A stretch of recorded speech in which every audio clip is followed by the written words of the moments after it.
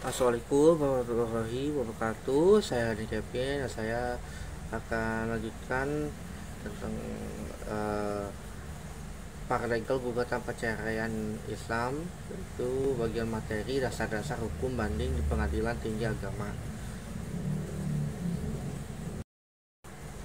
Apa fungsi paralegal dalam pemeriksaan banding di Pengadilan Tinggi Agama?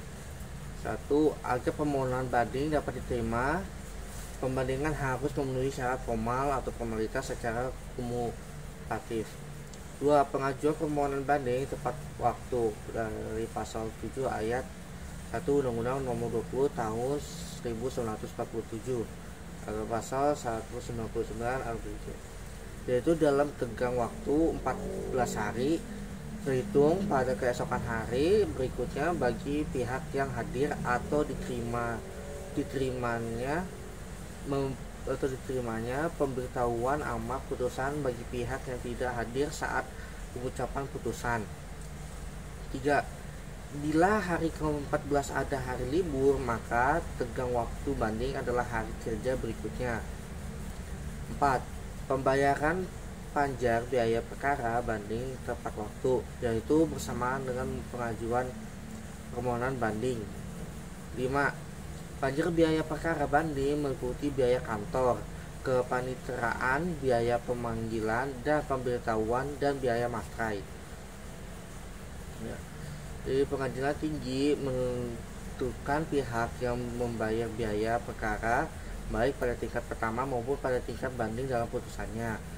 Pada perkara non perkawinan, pihak yang kalah dihukum pembayaran biaya perkara, sedangkan dalam perkara perkawinan dibebankan kepada pemohon atau penggugat pada tingkat pertama dan kepada pembanding pada tingkat banding.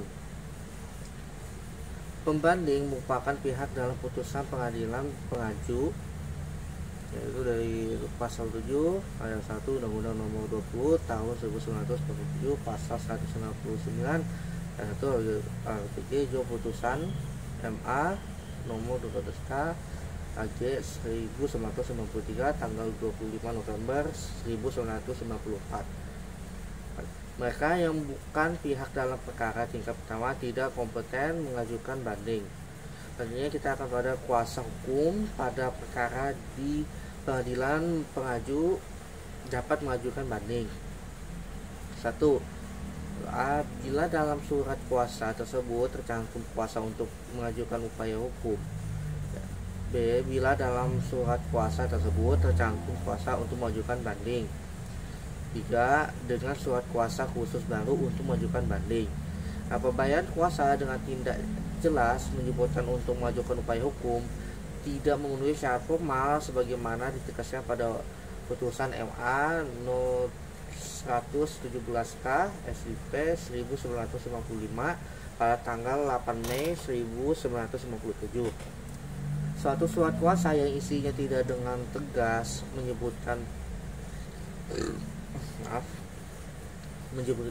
pemberian kuasa untuk mohon banding, seperti dalam kasus ini hanya dipakai kalimat menolak segala macam putusan yang merugikan, maka surat kuasa ini tidak dapat diterima untuk mengajukan permohonan banding. 2. Permohonan banding diajukan melalui pengadilan yang memutuskan perkara bukan berdasarkan domisili pembanding. 3. Walaupun penggugat secara hukum dapat berperkara pada pengadilan lain, namun jika ia mengajukan banding harus melalui pengadilan yang memutus perkara. Ya. Jadi putusan yang banding adalah bukan putusan secara hukum, tidak dapat diajukan banding, seperti 1. Putusan Versteeg tidak dapat diajukan banding oleh tergugat karena upaya hukum baginya adalah mengajukan verset. 2. Putusan gugur tidak dapat diajukan banding oleh penggugat karena putusan tersebut tertutup upaya hukum.